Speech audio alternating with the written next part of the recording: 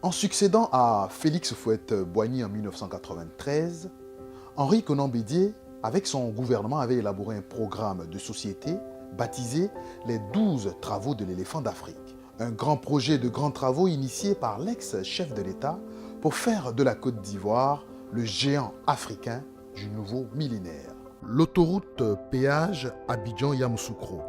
L'autoroute du Nord, en effet, est la première autoroute de Côte d'Ivoire. Elle permet de relier Abidjan à Bouaké en passant par la capitale du pays, Yamoussoukro. La section Yamoussoukro-Tiébissou a été ouverte finalement à la circulation le 16 décembre 2022. Le troisième pont d'Abidjan est un symbole du renouveau ivoirien. L'appel d'offres a été lancé en 1996 sous la présidence d'Henri Konan Bédié. La première pierre posée en 1999, mais le chantier est rapidement interrompu par la crise de 2000. Ce n'est qu'en 2011 que les travaux reprennent, seulement quelques mois après la fin de la crise post-électorale. L'autoroute Abidjan-Bassam, officiellement ouverte à la circulation depuis le 14 septembre 2015 par le chef de l'État actuel Alassane Ouattara. La réalisation de ce projet s'inscrivait dans l'aménagement en voie autoroutière de la section ivoirienne de cette route communautaire.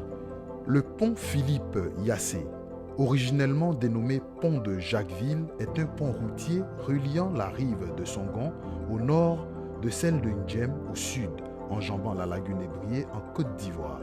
Il permet de désenclaver la ville de Jacquesville. Le projet est conçu par Tidiane Thiam, ministre du Plan et du Développement du président Henri Konan Bédié, tandis que la première pierre est posée et le début des travaux en 2007 sous la houlette du président Laurent Gbagbo. Il aura cependant fallu attendre en 2012 pour que la construction soit finalement entamée. La modernisation de l'aéroport Félix Houphouët-Boigny. Ces travaux de 2 ans et demi ont permis la construction d'un hall public, l'extension de l'aérogare et des chantiers intérieurs, ainsi qu'une réorganisation complète des circuits. Le stade olympique. Le stade olympique des Bimpé, surnommé le stade Alassane Ouattara, est un stade polyvalent pouvant accueillir les compétitions de football, de rugby et d'athlétisme. Ce stade est le calque parfait du projet du stade olympique de Yopougon initié préalablement par le ministre Tidiane Thiam. L'abattoir d'Anyama. Le projet de construction du complexe abattoir marché au bétail d'Anyama s'inscrit dans le cadre de la stratégie d'industrialisation de la filière viande ivoirienne qui vise à renforcer l'autosuffisance alimentaire nationale. Il est toujours en projet et constitue un pan de réflexion de l'État. La centrale thermique d'Azito. La centrale thermique d'Azito est une centrale électrique ivoirienne entrée en service en 1999 et produisant de l'électricité grâce au gaz. Le quatrième pont de Yopougon. L'objectif général est de contribuer au renforcement et au développement des infrastructures en vue d'accroître la mobilité au niveau de la ville d'Abidjan. Parc des expositions de Port-Boué. Une réflexion initiée depuis les années 1990 par Tidiane Thiam, à la fois ministre du Plan et du Développement et directeur du BNET.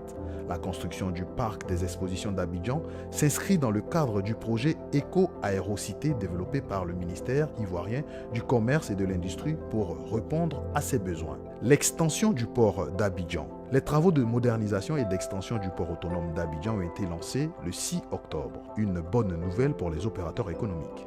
Le train urbain dit le métro d'Abidjan. Le projet de la ligne 1 du métro d'Abidjan est un projet de service de transport public de voyageurs qui vient en complément des services des transports existants et qui n'arrive pas à satisfaire à l'heure actuelle tant sur le plan qualitatif que quantitatif. Le projet de la ligne 1 du métro d'Abidjan a fait l'objet d'une convention, d'une concession entre l'État de Côte d'Ivoire et la société de transport abidjanais sur rail. Pour certains observateurs, les 12 travaux de l'éléphant d'Afrique sont devenus finalement une boussole pour les successeurs de Henri Konan Bédié.